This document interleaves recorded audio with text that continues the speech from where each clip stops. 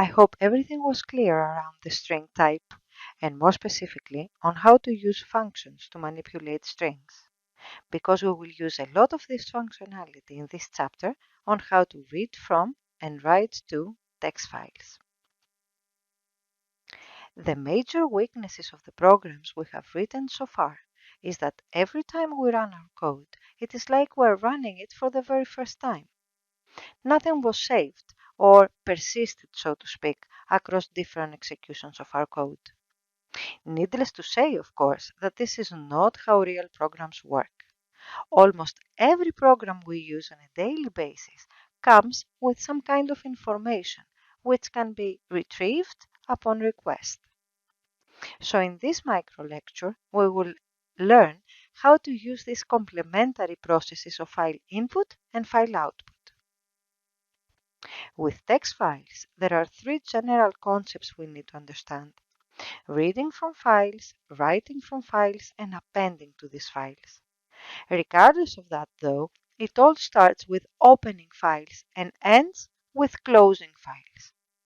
File input can vary from language to language, but generally it follows a certain high-level workflow.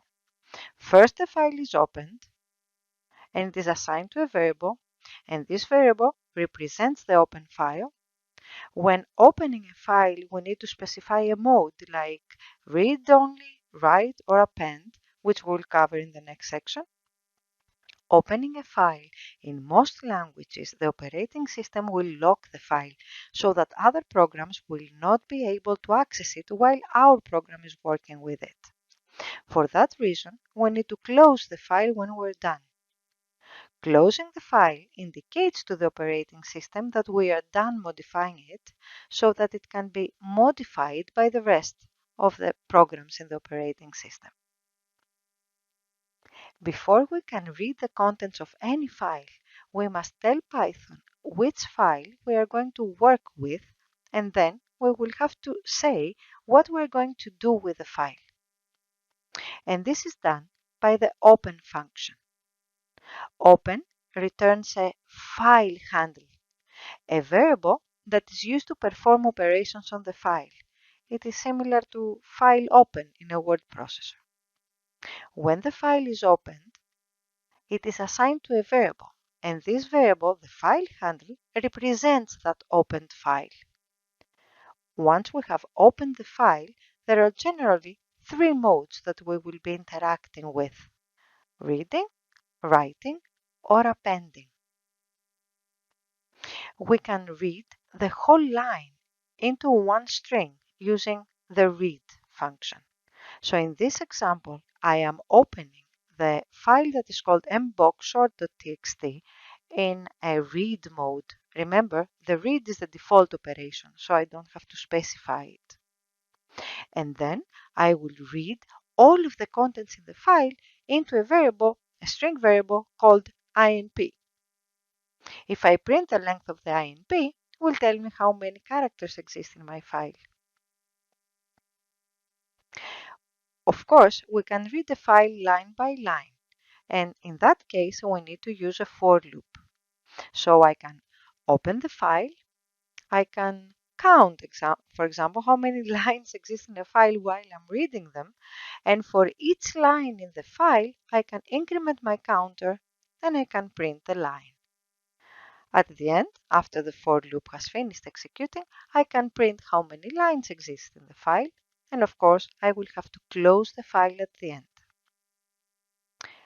What will happen if the file does not exist? Then the open command, will fail with a traceback error, and you will not get an access to the contents of the file. So we have to use try and except in order to deal more gracefully with a situation where we attempt to open a file that does not exist. When we are searching through the data in a file, it is a very common pattern to read through the file line by line and then ignore most of the lines and only process the lines that meet a specific condition.